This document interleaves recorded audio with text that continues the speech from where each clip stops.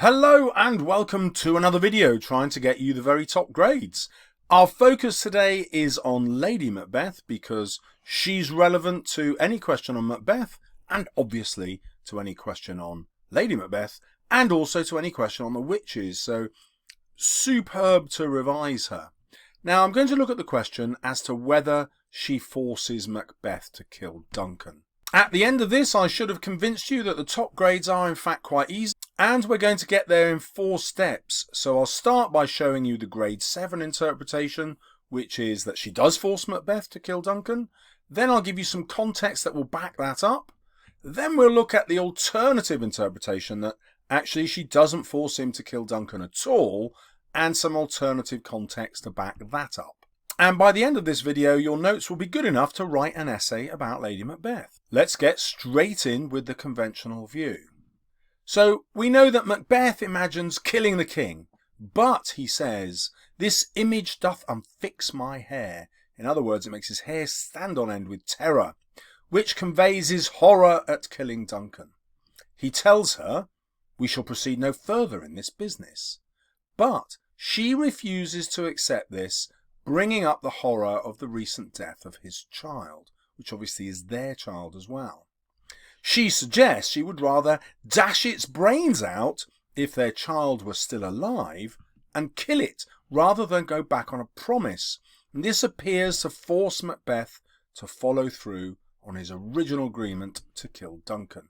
So we can see she uses emotional blackmail to appeal to his most recent tragedy in his life, the death of their child, and uses that against him as a kind of psychological warfare to manipulate him. We can bring some more evidence. She also tricks him because she understands that he is too full of the milk of human kindness. So although he wants to be able to murder Duncan and replace him, he's just too honourable, too kind, too human to do it. So what she does is tell him that she will kill Duncan herself. I don't know why it says himself. She says, "Put this great knight's business into my dispatch." In other words, just agree to it, help me with it, but I will dispatch him. I will get rid of him. That's the secondary meaning of dispatch. The first meaning is into my control. But of course, when it comes to the moment of murdering Duncan, she chooses not to do it, and she comes up with, I think, what the audience will find a very unconvincing explanation. She says, "Had he not resembled my father as he slept, I'd done it."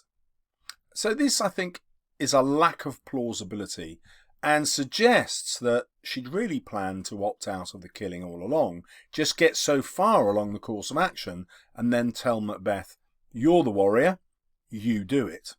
So we've got a pretty strong case here that she manipulates him and that she is the driving force making him commit this terrible sin of regicide.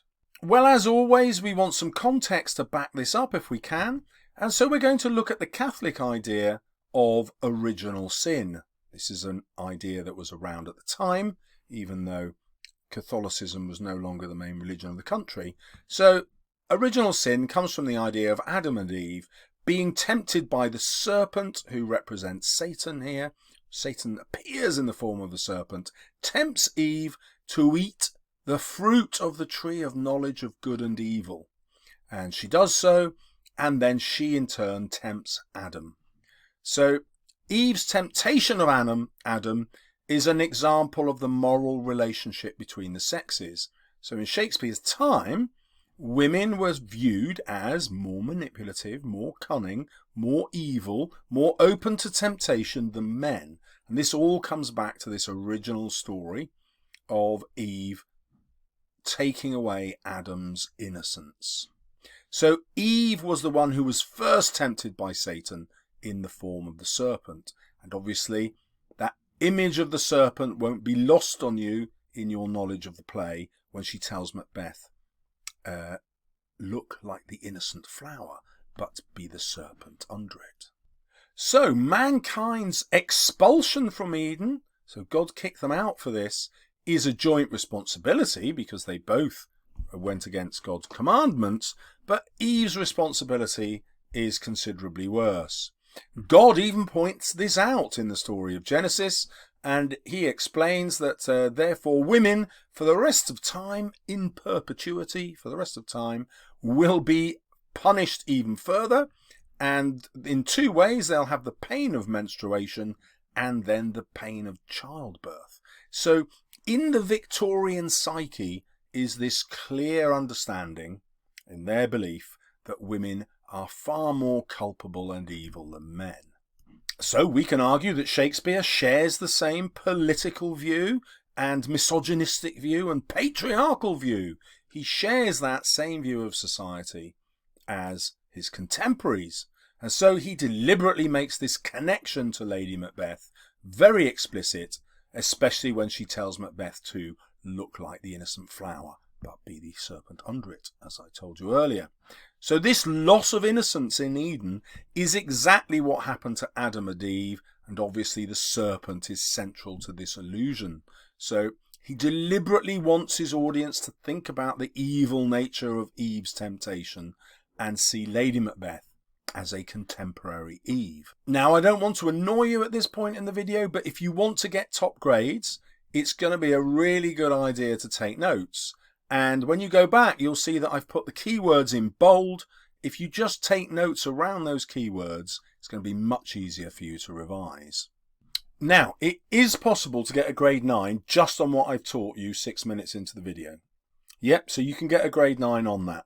However, if you want to really nail the grade 9, let's look at an alternative interpretation of the same events. Here we go. Macbeth knows that he's got too much of a conscience to kill Duncan. So he believes that Lady Macbeth is right. He is too full of the milk of human kindness. And our proof comes here. He says of himself that he has no spur to prick the sides of his intent. So he turns to Lady Macbeth. But he also knows his wife, and that she will immediately try to persuade him to kill King Duncan. They have, after all, an unusually close marriage for the time, and the proof of that is in the letter that he writes to her. Here he calls her my dearest partner in greatness. Imagine how extraordinary that word would have been in a world that believed women were so much lesser than men in that patriarchal society. So immediately we can see that he views women quite differently, and he is talking about her being a partner in his quest to become king. Now let's look at the timing of the letter. Notice that he writes to tell her of the witch's prophecies, but then arrives soon after the messenger with the letter. I mean, it's a matter of minutes. It's certainly less than an hour afterwards. And this reveals that there was no need to inform her through the letter. He could have just come and told her the news. In fact, if he hadn't sat down to write the letter in the first place, he would probably have arrived before the actual letter does arrive. Obviously, the letter wouldn't have been sent, but you get what I mean. He would have been able to inform her quicker had he just done it in person. So now we realise that he has instead written the letter to manipulate Lady Macbeth. She's not manipulating him here. He is manipulating her. He needs her to have time to formulate this plan. He knows that's what she's good at.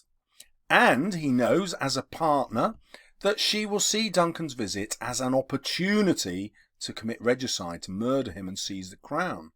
So he's basically goading her, preparing her for her own desire to become queen, and he knows that this will help him be forced to get over his conscience, to get over his good nature as he sees it, and to become evil enough. So he knows she will be his spur from that previous quotation that will prick the sides of his intent, and that she will do everything in her power to persuade him to commit regicide. So his intimate knowledge of his wife forces him or encourages him to write this letter so that she will try and then manipulate him. So fair enough, she does manipulate him, but Macbeth's counting on that. He wants it. He needs it. It's the only way he feels he can get rid of Duncan. Okay, this is a pretty bold interpretation, and it means that we're arguing that Shakespeare, although he lives in a patriarchal society which is sexist, which hates women in a way which is misogynistic, would have a different view of Lady Macbeth. So let's see what we can do here. Shakespeare's society is patriarchal. It's controlled by men. The power to rule is always in the hands of men. Queen Elizabeth has died as an incredibly successful queen, so she was the queen just before this time, before King James took over, but she has had to sacrifice her own femininity in order to be a successful queen, to be accepted by her patriarchal society. So Queen Elizabeth never married, and she never had a child, and therefore she has rejected the two main roles for women in her society. Now hopefully you can see the direct parallels with Lady Macbeth asking to be unsexed, not because she doesn't want to be a woman, but because she wants power in a society that won't give it to women, will only give that power to men. And we can see that in Queen Elizabeth, who has to leave her femininity behind and become much more like a man. And she's the queen, you know, but even to be accepted, she feels that she has to reject her feminine role. Consequently, even the queen, the most powerful person in society, is still a victim of the patriarchal society. She, like Lady Macbeth, has had to unsex herself. So the conventional view is that Lady Macbeth is punished for being unnatural and becoming masculine. So in this interpretation now, we're going to say that Shakespeare thinks that's appalling. He doesn't like the way that Lady Macbeth is treated, even though she's evil. Shakespeare instead is presenting her as a victim of society, just like Queen Elizabeth was, and he emphasizes this to us by making her die off stage. So he doesn't ignore her death to convey his social disapproval of this woman who's unsexed herself. That's the conventional view. But instead, he has her die off stage as a metaphor, a symbol, to reflect the injustice of his own times. We can infer how much he himself in his own life valued women as equals, just like Macbeth seems to have done at the beginning of the play, when we look at his own marriage. And so when we look at the mature partner he chose, Anne Hathaway was 26 years old when he married her, and he was only 18. So we can see here that he sees women as equals. The traditional marriage, of course, has a much younger, an older man being able to use his status and power to buy, I put it in those terms, to arrange a marriage with a much younger woman, somebody younger and attractive. Shakespeare rejects that. He doesn't follow society's conventions. Instead, he chooses someone who he feels is an equal to him, a woman who is much older, much more experienced, someone in many ways he must look up to. And then secondly, extraordinarily, despite becoming an incredibly wealthy man in London, he never bought a home there. His wife and their children lived in Stratford-upon-Avon, and so despite his wealth, he only lived in lodgings, and his profits were spirited home to Stratford, where with his own financial partner in greatness, his wife. So Shakespeare actually built the most expensive, the largest, the most impressive property in the whole of Stratford for his family, for his wife.